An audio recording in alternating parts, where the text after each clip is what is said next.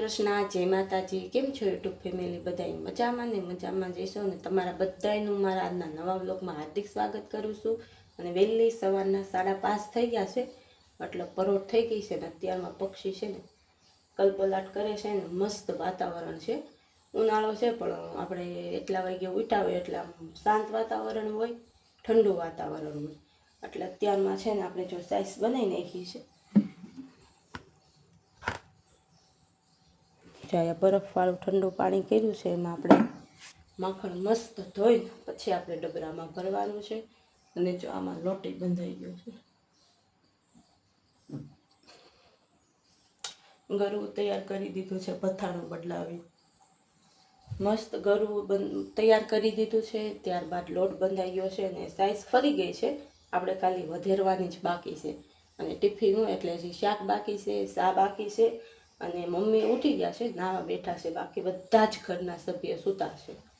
અને આપણે સેવને જસ તો બધાની પાછળ ઉઠે, વહેલા હોઈ જાય 10 વાગ્યામાં, જસ તો ન ઉઠે કારણ કે એ તો 11 વાગ્યે હોતો હોય ને એટલે મોડો જ ઉઠે, અને સેવ તો 10 વાગ્યે તો પછી હોઈ જ જાય કારણ કે ઠંડા પાણીએ ન રહેવા હોય ને બેન એટલે ઘેન ચડે।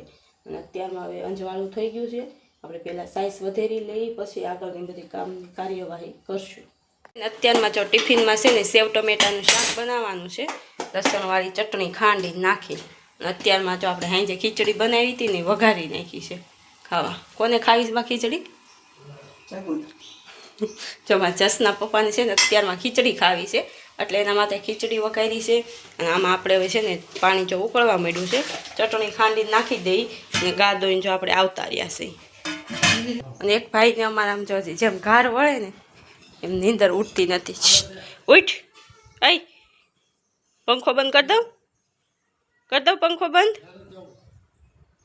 હાંજે જો છે ને કોઈ રીતે છે ને નીંદર નહોતી આવતી, અત્યારે નીંદર ઉઠતી ને જો ટાઢી સાઈલ ઓઢીને ભાઈ ઉતા ભાઈ ઉઠી ગયો હો શિવ।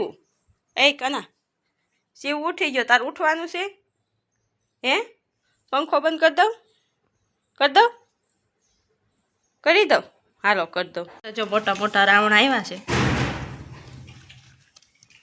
થોડા કાસા છે થોડાક પાકા છે। અમારા બા વીણતા જાય છે, ખાતા જાય છે। કેમ બાવલી ટોપડીમાં નાખો છો? બેઠા વાળા આમાં સેવું જો આખી ટોપડી લઈને બેસી ગયો। કા સેવું શું ખાશો? શું ખાશો? મમ મમ ખાય છે, મીઠાવાળા રાવણા ખાય। કા સેવું કેમાં ખાશો? આયા જો કેમાં ખાશો મમ? જો આવા રાવણા ખાઈને મૂકી દે। મસ્ત જો મોટા મોટા કાળા રાવણા છે ને એમાં આપણે મીઠું ચડાવવાનું, બધા રાત આને પાકવા દેવા જોઈએ।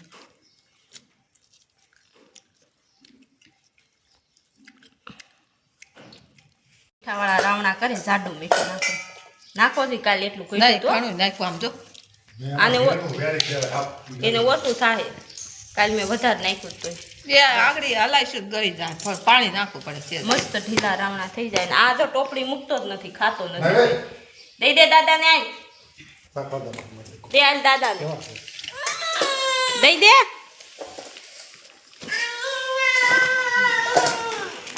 ગોગડિયા બપોર પછીના 5:30 જેવો ટાઈમ થઈ ગયો છે, અને પવન બહુ છે ને એટલે આપણે જો ડેલી ને બાયણું બધું છે ને બંધ કરી દીધું છે, કારણ કે છે ને અહીંયા આગળ છે ને તો ઓલું તલનું ઠેસર આલે છે ને તો ભક્કી બધી ઉડીને છે ને આપણે અંદર આવે છે। હજી તો જો હું ઓસરીને એવું વાળીને સાફ કરી રહી છું, બધું ઓસરીને એવું વાળીને સાફ કરી રહી છું। અને ત્યાં તલનું ઠેસર આલે છે ને તો આ બાજુ પવન છે આપણી ઘર બાજુ, તો નોકરી ભકી જ આવે છે। અને આજે આખો દિવસ છે ને આપણે પાવરનો કાપ હતો, એટલે પાવરનો કાપ હતો ને તો એ ફોનમાં આપણે છે ને ચાર્જિંગ નહોતું ને એટલે આપણે પછી નવરા હતા ને એટલે સેવડો બનાવી લીધો અને ફોન હાવ બંધ હતો, ખબર નહોતી। એટલે પછી આપણે અત્યારે પાવર આવ્યો પછી ચાર્જિંગમાં મૂક્યો હતો, અને પાવર આવ્યો પછી જો મિક્સરમાં ભૂકો કરી નાખ્યો। અને 2 દિવસથી છે ને આપણે ઘંટી હાલે છે, ઘંટીમાં દળવાનું કામ હાલે છે, એટલે 2-3 દિવસ તો થાય જ જો દળાઈ જાય। કાલ ચાલુ કરી હતી અને હજી આજનો દી તો પાવર નહોતો એટલે ન દળાય। અને અત્યારેથી પછી આપણે છે ને ગાય માટે ભડકું દળવાનું હોય, અને અત્યારે આગળ 5:30 જેવો ટાઈમ થઈ ગયો છે ને તો આપણે દાદા માટે ચા બનાવવાનો છે. 6 વાગે બનાવવાનો હોય પણ વાડીએ જવું છે એટલે આપણે વહેલો બનાવી નાખીએ. તો આપણે ચા પાકવા મૂકી દીધી છે અને હાઈની આપણે વાળુની તૈયારી કરશું. બકાલું ને એવું ફ્રીજમાંથી જો બહાર કાઢી લીધું છે. ચા પાકે ને ત્યાં બકાલું પછી આપણે સરસ લૂસીને કટિંગ કામ કરી નાખશું. ફાઇનલી જો હાઈની વાળું બનાવીને અને તૈયાર કરી દીધી ને તો આજે દી આથમી ગયો ને હા અંધારા જેવું થઈ ગયું. ત્યાં લગન આપણને છે ને હાંભળ્યું નહીં છે ને અગાસી ઉપર આપણો મુરબો હતો જો બા દી આવ્યા છે. હજી 2 દિવસ રાખવો જોઈએ પછી બધા મસાલા એડ કરશું. મસ્ત તીખું કરકરિયું ભીંડીનું શાક બનાવ્યું છે અને મુરબાને હવે ડીશ ઢાંકી અને મૂકી દઈ. અને મસ્ત ઠંડો પવન આવે છે. રસોડામાં તો બફાઈ ગયા અને બહાર જો ધૂપ દીવા કરે છે. હાઈન પડી ગઈ છે એટલે. અને આપણે શિવું જસને બધા બારા રમે છે. અને હવે આપણી આગલી મુલાકાત છે ને આવતીકાલે થશે. ત્યાં લગન મારા વિડીયાને લાઈક કરજો, શેર કરજો અને સબસ્ક્રાઈબ કરજો. જય શ્રી કૃષ્ણ. આવજો બધાય.